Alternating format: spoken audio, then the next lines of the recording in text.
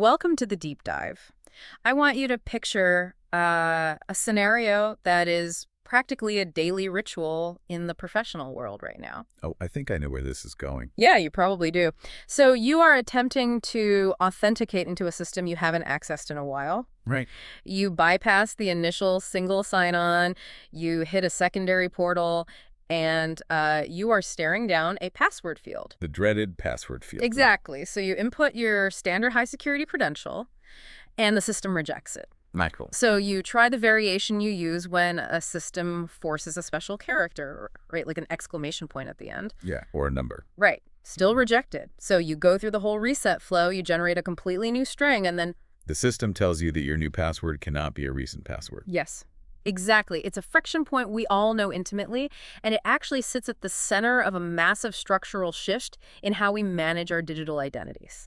It is a universal friction point. Yeah. I mean, it perfectly highlights the growing gap between our theoretical understanding of security protocols and the actual cognitive stamina required to execute them on a daily basis. Which is exactly why we are looking at this today. That friction is the core of our analysis. The source material for this deep dive is an article from HelpNet Security, and it details the findings of a really comprehensive behavioral study. It's a fantastic report. It is. It's called Oh Behave, the Cybersecurity Attitudes and Behaviors Report 2021 to 2025. This is a joint collaboration between the National Cybersecurity Alliance and CibSafe. Yeah. They analyzed responses from more than 24,000 adults over a 5-year period. So our mission today for you listening is to look at this data and understand why, after half a decade of non-stop cybersecurity warnings and escalating breaches, we actually care more about our digital safety, but we are making some surprisingly contradictory choices. And I think the time frame of this study is really what makes it so valuable for our analysis. Well, a single year of survey data usually just captures a snapshot in time, right? It's often skewed by whatever zero-day vulnerability or a major corporate breach dominated the news cycle that quarter. Right, people are reacting to the headlines. Exactly. But longitudinal data tracking 24,000 people across 5 years, that strips away the noise. It reveals the subtle shifts in our daily digital habits and the actual behavioral ruts we are falling into. We were looking at half a decade of human adaptation to a rapidly scaling threat landscape. Okay, let's unpack this because the baseline finding in the data presents an immediate paradox. It really does. Over the past 5 years, people's belief that staying secure online is worth the effort has actively increased. Yeah. We are seeing a larger majority of people agreeing that implementing security measures is highly valuable. They are viewing digital protection as achievable, treating it as a standard part of their everyday responsibility. Which is great. That represents a real maturation in public awareness, but it introduces a pretty complex dynamic regarding where the ultimate responsibility lies. What do you mean by that? Well, as users internalize this sense of personal responsibility, their expectations for the infrastructure providers have evolved in tandem. Yeah. I mean, the identity access management platforms, the SaaS vendors, the app developers. And expect them to do their part too? Precisely. The public now overwhelmingly operates on a shared responsibility model. They recognize they are endpoints in a highly complex digital supply chain. They're willing to engage in the process, but they absolutely expect the underlying architecture to carry its weight in protecting their telemetry and personal data. That shared model sounds ideal in theory, but the data shows it's really fracturing in practice. Fracturing under the weight of it all, yeah. Because at the exact same time that people are reporting a higher belief in the value of security, reports of profound confusion and overwhelm have spiked. Spiked significantly. Right. The perceived cost is being cited heavily as a structural barrier. And we aren't just talking about financial cost here. No, not at all. We are talking about the cognitive load, the time, and the mental energy required to constantly authenticate, verify, and monitor across dozens of platforms. People are hitting a wall. What's fascinating here is how the researchers categorize the psychological fallout of hitting that wall. They define it as security fatalism. Security fatalism. That implies a complete surrender. What does that actually look like in the context of this study?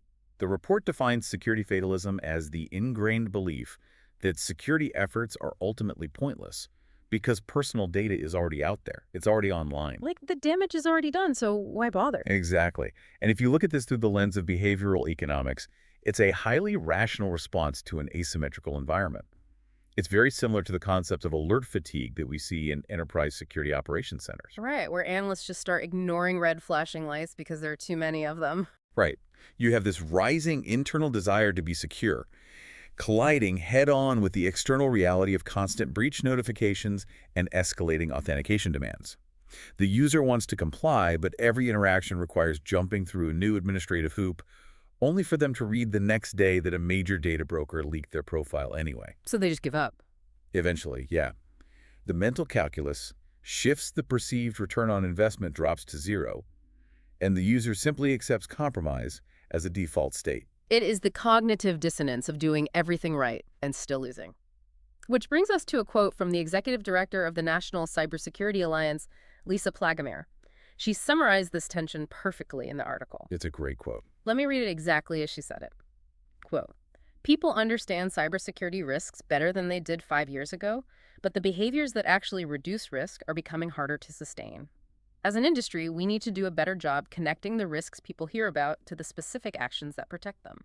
That phrase, becoming harder to sustain that, is the crux of the entire 5-year analysis.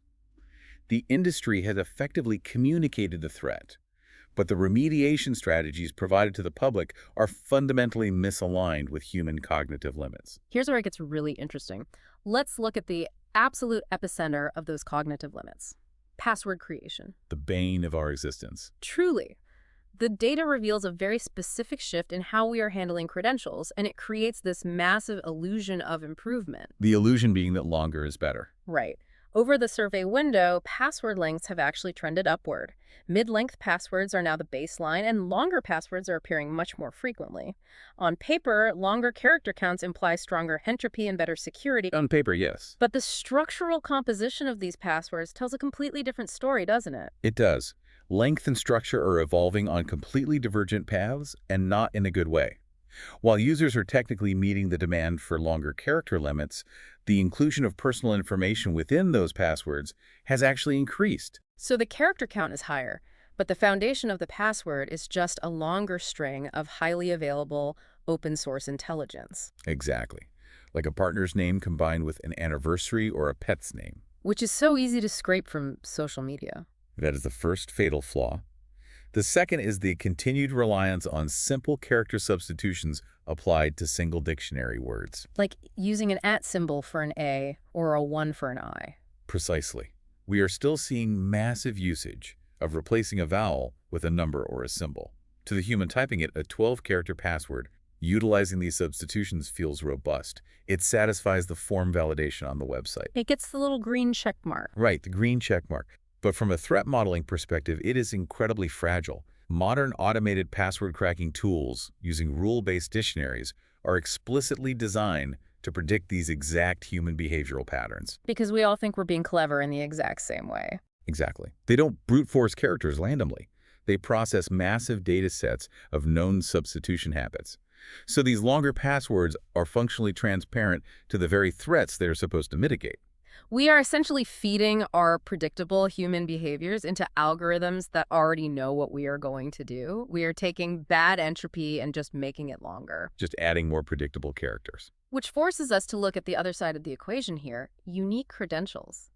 The baseline advice across the industry has always been to never reuse passwords. Over the course of the study, how did the respondents actually perform on credential reuse? The findings reveal a highly segmented population. There's a specific cohort that reports utilizing unique credentials 100% of the time, and that group has shown measurable growth over the 5 years. Okay, so some good news. Some. However, you have another segment operating at about a 50% adherence rate. And crucially, there's a substantial portion of respondents who openly state they rarely or never utilize unique passwords. It is so easy for security professionals to view that last group as negligent. But the survey digs into the mechanics of why they are reusing passwords, and the primary driver is just the sheer inability to remember multiple distinct credentials. The memory demands have simply exceeded biological capacity. We can't remember 60 different random alphanumeric strings. What the longitudinal data exposes is that users are actively engaged in a kind of risk calculus, triaging their mental energy based on perceived threat levels. How does that triage play out in a practical everyday workflow for you or me? Think about the friction between accessing a highly sensitive environment versus a low-stakes utility. A user will expend the cognitive energy to maintain a complex, unique credential and tolerate the multi-factor authentication friction for their enterprise VPN or their primary bank account. Because they categorize that as high risk. Right. But when they need to spin up a quick sauce tool for a one-off project or create an account for a secondary vendor, the mental energy is just depleted. They fall back on a legacy reused password because the human brain cannot function as an encrypted relational database. The user is entirely aware of the best practice, but the execution fails because the required workflow is structurally hostile to human memory. That's a great way to put it. It's structurally hostile. We are asking biological memory to do a machine's job, and that cognitive depletion seems to be driving a broader shift in how we architect our online presence. Yes, the footprint consolidation. Right. The survey tracked internet engagement over the 5 years, and naturally engagement intensified. A significantly larger proportion of respondents now classify themselves as always connected across work, communication, commerce, entertainment. Yet despite that constant connectivity, the data highlights a really counterintuitive trend in account management. People are actively shrinking their digital footprints. The numbers on that are striking. The share of respondents managing what the survey calls very high numbers of online accounts or double-digit online accounts has declined.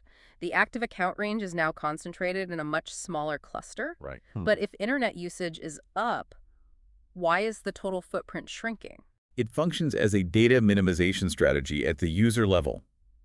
When every new account represents an additional cognitive burden, a potential vulnerability, and another credential to manage the most logical defensive posture is to restrict your surface area. Just don't make the account in the first place. Exactly. The survey doesn't explicitly identify the exact catalyst for this consolidation, but correlating it with the massive spikes in reported security fatigue, it is highly probable that users are letting orphaned accounts die and resisting new registrations simply to reduce their administrative overhead. They are trying to aggressively simplify their exposure. Which is a smart move. It is. They are consolidating accounts, they are demonstrating a higher internal value for security, and they are generating longer passwords.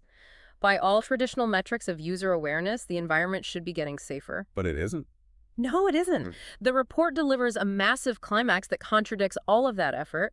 Cybercrime victimization among the respondents hit 44% in 2025. Which is an extraordinary volume of compromise. It is the highest level recorded in the entire 5-year dataset. Nearly half the population experienced some form of cybercrime, whether that's credential stuffing, identity theft, or session hijacking during the window where they were actively trying the hardest to be secure. Yeah. How do we reconcile shrinking footprints and longer passwords with record high victimization? If we connect this to the bigger picture, it exposes the brutal reality of our current operating conditions. The survey is rigorous in its methodology. It does not explicitly claim that a specific user's poor password choice directly resulted in their individual compromise. Right, it's not blaming the victim. Exactly. What it does provide is a macroeconomic view of the threat environment. And that environment is heavily automated and incredibly hostile. Exactly the point. The data demonstrates that the general population is deploying maximum manual effort. They are highly aware they are attempting to mitigate risk, and they are minimizing their attack surface. But the sophistication, the sheer volume, and the automated velocity of modern cybercrime are rendering those manual human defenses largely obsolete. We just can't keep up. We can't. The threats are scaling exponentially faster than any human behavioral adaptation can match. The fact that victimization is cresting at the exact moment public awareness is peaking proves that relying on human cognitive effort as a primary security control is a failing strategy against industrial-scale cyber threats. The bad actors have automated their offensive capabilities, and we are still trying to defend ourselves with biological memory and longer strings of text. It's completely asymmetrical. It really is. So as we synthesize this deep dive for you, the listener, we are looking at a population trapped in a profound disconnect. We value our digital security more than ever, but we suffer from security fatalism and deep cognitive memory fatigue. Yeah. We are so overwhelmed by the sheer volume of authentication demands that we are building longer but structurally weaker passwords, leaning on personal intelligence and predictable substitutions just to maintain access to our everyday tools. Which the algorithms just chew right through. Right. And we are executing all of these flawed strategies in an increasingly dangerous digital environment where the threat landscape has pushed victimization to a 5-year high, totally bypassing our attempts to shrink our digital footprints. It's a sobering reality. So what does this all mean? It means we have to fundamentally reframe how we view user failure in cybersecurity. Understanding these psychological barriers like fatigue and memory limits is paramount. When a user reuses a credential or relies on a weak substitution, it is not a symptom of laziness or apathy. It is a symptom of systemic cognitive overload. The system is broken, not the user. Exactly. The architecture of our digital security demands too much of human memory. Recognizing that structural vulnerability is the first step to truly securing our digital lives. We have to pivot away from manual password creation and heavily adopt zero-trust architectures, passkeys, and automated credential management systems that remove the human memory requirement entirely. The human element isn't the weakest link, it is simply the bottleneck in a system it was never designed to support. And this raises an important question, something for you to evaluate as you look at your own security posture and the broader trajectory of the industry. We have spent this deep dive analyzing the limits of human memory, the friction of credential management, and the resulting security fatalism. Right. If human cognitive limits are the primary bottleneck to maintaining a secure perimeter, what happens when we eventually hand over all our password creation, our credential management, and our daily security decisions entirely to autonomous AI? Wow. If AI agents begin negotiating our security protocols in the background without our active participation, will human behavior even matter in the cybersecurity reports of the next decade? Or are we simply waiting to be engineered out of the loop entirely? A landscape where the human behavioral element is completely engineered out of the authentication loop. That completely upends how we evaluate risk and responsibility moving forward. It forces us to wonder if the struggles captured in this 5-year study are the final baseline of human security behavior before automation takes over completely. It's certainly where the trend lines are pointing. Thank you for joining us on this deep dive. Whether you are managing access to a handful of critical systems or overseeing identity architecture for an entire organization, understanding the psychological realities behind those authentication logs is critical. Stay curious, stay secure, and we will catch you on the next deep dive.